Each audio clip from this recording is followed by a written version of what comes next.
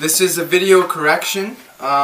Originally what I had shown was when doing Atajo 2 and Atajo 3. I've made a simple mistake, basically saying that when you make Atajo 2 and your opponent doesn't move, just do it anyway and then thrust with the transverse and back out. I want to take that back, and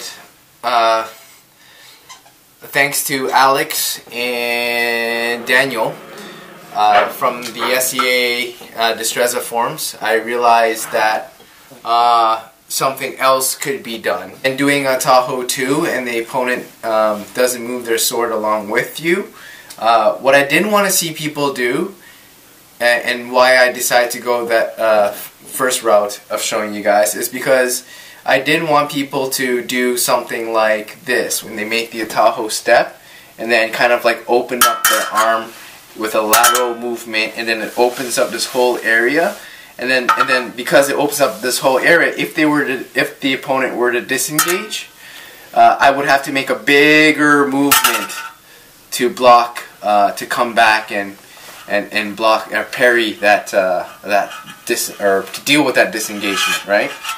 So, or to deal with that liberation. Instead, I think the best way to deal with this situation is is basically when I perform Atajo 2, I'm going to actually create a bigger angle and without opening up my arm. Okay? Instead, I'm just going to point further away from my opponent's shoulder and be a little bit safer to me. Now, Alex is also right. I would prefer the footwork for Atajo going to the left side to be done more so with my right foot forward and less my left. But I was just trying to prove a point, or to just basically show what was shown in the text for when Rada shows us Atajo 1 to 4 and whatnot. So basically, the best thing to do probably would be to actually make a curved step and just the same on the same diameter of your right foot, and then bring your right foot actually closer in front. Okay, and then with the arm, it's probably best to do the Atajo over here. But the interesting part about this Atajo is you need your quillions to actually, you need their tip to be actually close enough to your hilt so that when they disengage, it hits the quillions, and then so they have to make a bigger disengage. So in order for this Atajo to work, I assume that their tip needs to be closer to my quillions. So the probably best thing to do, to show you for example, would probably be something like this.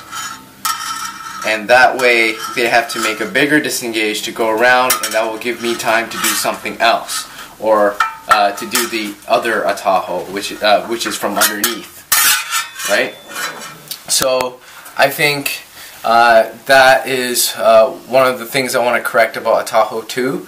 With Atajo 3, it'll be the same situation where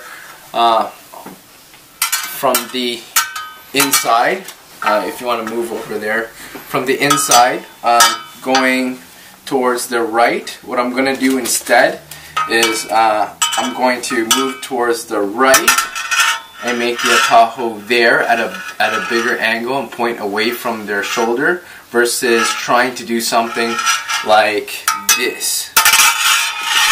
Okay, where I'm opening up all this arm here just to stick onto their blade. I don't want to move my arm away too far away from my chest. I would prefer it to be near, where your arm should be, so that if they were to disengage, I just need to make smaller movements with my arm to parry, right, or to deal with it. Versus if my arm was all the way kind of back here, it would take me a longer amount or more time to move my hand back into the center. Okay, so that is what I was trying to avoid.